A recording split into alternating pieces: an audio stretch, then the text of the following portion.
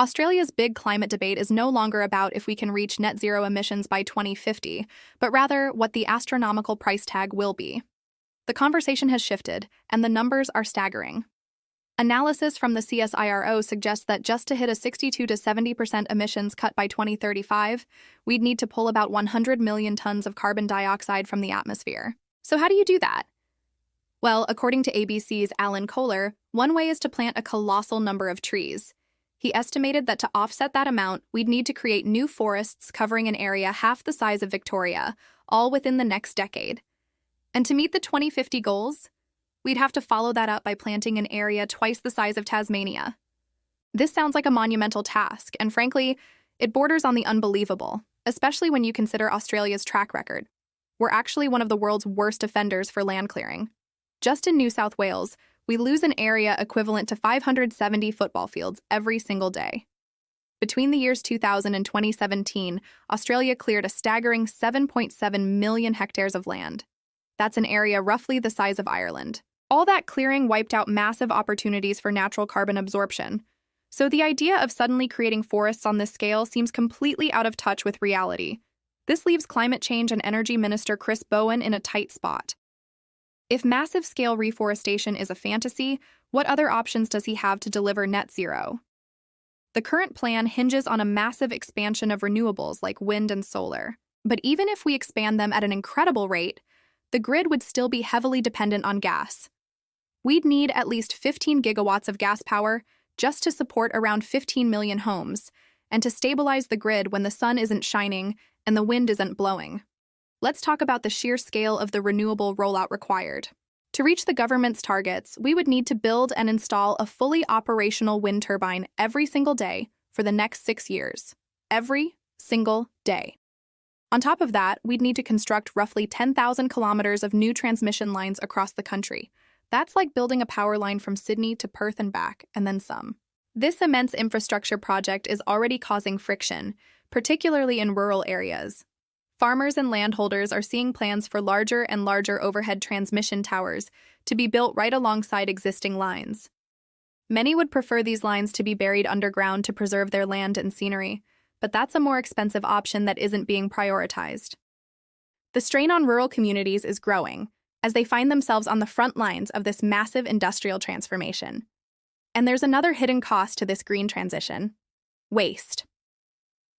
It's estimated that between 4 and 8 million rooftop solar panels are retired every single year. This happens because they're no longer compatible with new, upgraded batteries, or they've simply reached the end of their operational lifespan. And where do most of them end up? In landfill. We're trading one environmental problem for another, creating mountains of electronic waste that we currently have no good way of recycling. Facing these immense challenges, the political landscape is shifting. The coalition has now followed the lead of several European countries and the United States, stepping back from the rigid 2050 net zero target. They still aim to reduce emissions in line with other developed economies, but they argue that the current pace and structure of the renewable rollout is just not financially sustainable, and they have a point.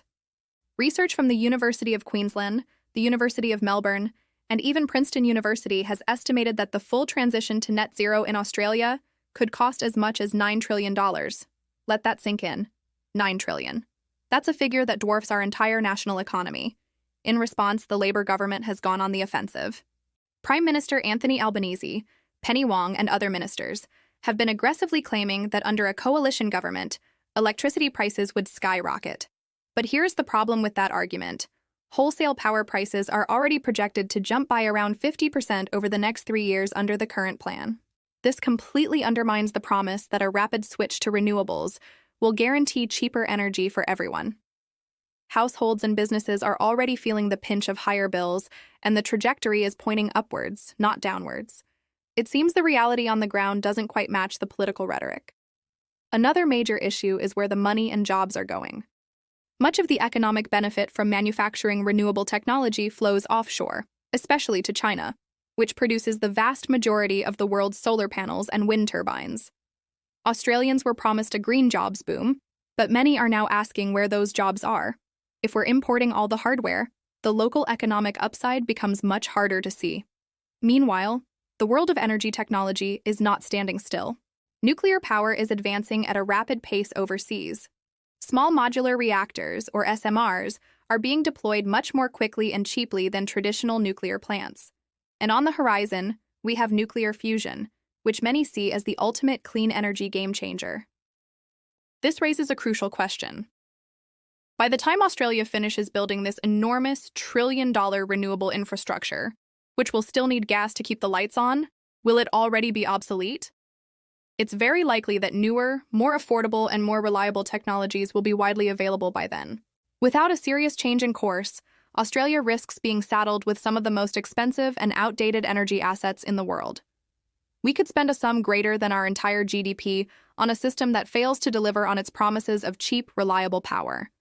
It seems clear that policymakers need to take a step back and adopt a more pragmatic, realistic path forward before we lock ourselves into a future that is both financially ruinous and technologically behind the curve. What do you think? Is Australia on the right path, or are we heading for an economic and energy disaster? Let me know your thoughts in the comments below.